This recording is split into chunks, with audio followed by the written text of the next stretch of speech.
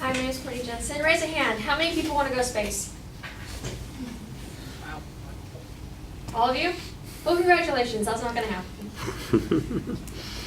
Problem is that NASA during the space race had 4.5% of the federal budget. That was basically fueled by hatred by the Soviet Union, but after Apollo hit the moon, the amount went down to absolutely nothing. Now, NASA has been audited yet again, and now they only have $18.6 billion for their annual budget. To put that in perspective, the U.S. military gets $738 billion a year. NASA gets 0.2% of the federal budget. That's a fifth of a percent. Now NASA, during the space race, they invented a whole bunch of things, which is odd considering the main reason that NASA got cut is because not only are they apparently spending too much money, but they aren't doing anything special with that money.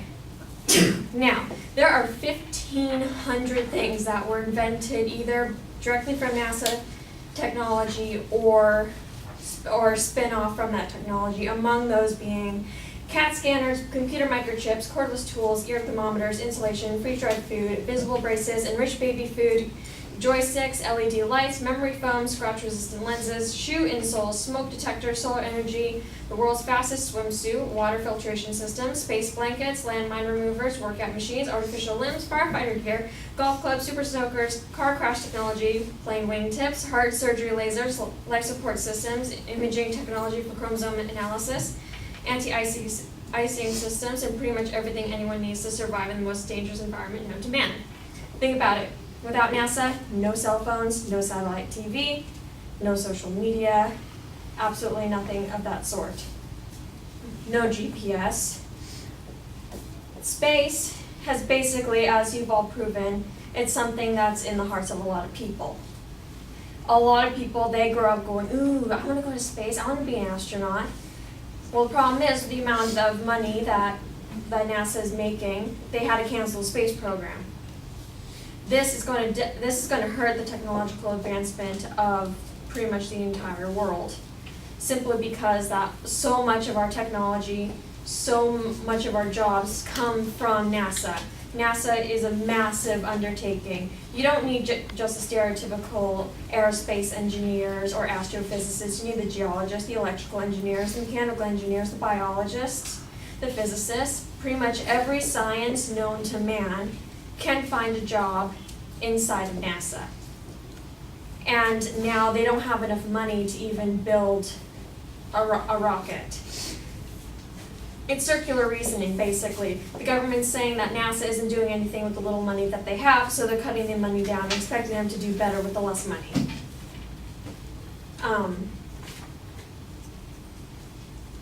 NASA is an extremely competitive job market.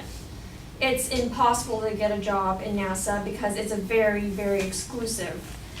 I know this because my mother's an astrophysicist, my step-aunt works for JPL, and they both went into the astronaut program, and they've been in there for 20 years. NASA is also the federal government job that has the highest employer satisfaction rating, and they all collectively burst into tears every time they shoot a rocket up in the air and it succeeds. I know this because I've seen it.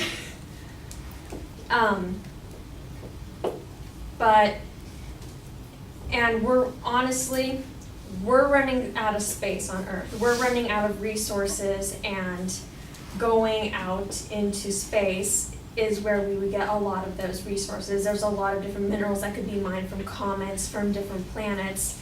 And by 2050, the world population is projected to be upwards of 15 billion people.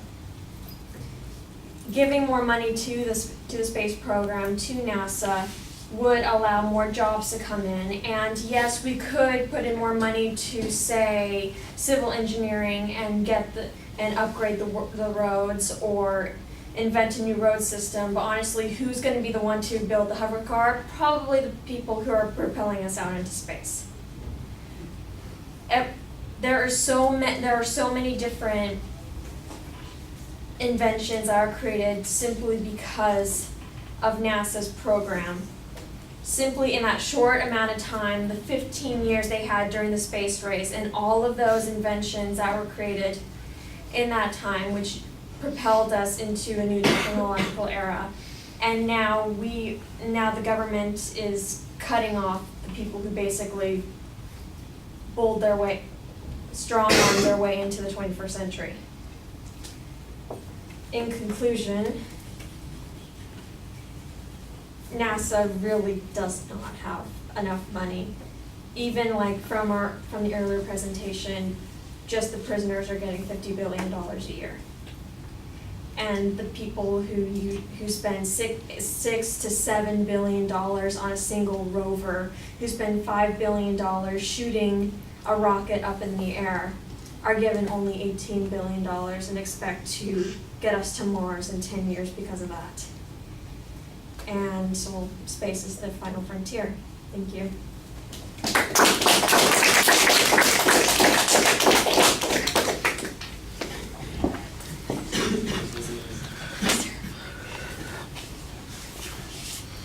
All right, Courtney, you have a much clearer proposition at the end of the speech than you have at the beginning. And it's, it's just, I think part of it is you get all involved and engaged in talking about the subject without remembering that you need to kind of structure this argument a little bit more effectively. I know we're getting a general complaint about the lack of support about NASA, but that's as close as I can come to expressing what your position is at the beginning of the speech. There's not really a layout of what the main supporting structure is going to be.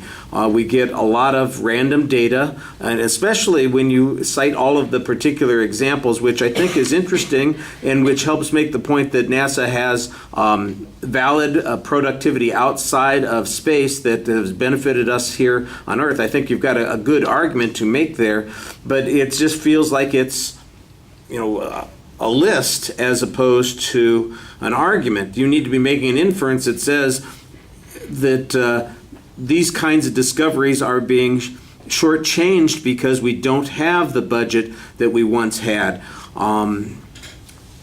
If there's been a decline in the development of technological innovation since NASA's budget has gone down, that would be something that would point to that particular conclusion. If you can show, as programs have been canceled by NASA, that there has been either a rise in unemployment or a decline, for instance, in investment in research and development, that would be something that would build your argument a little bit more.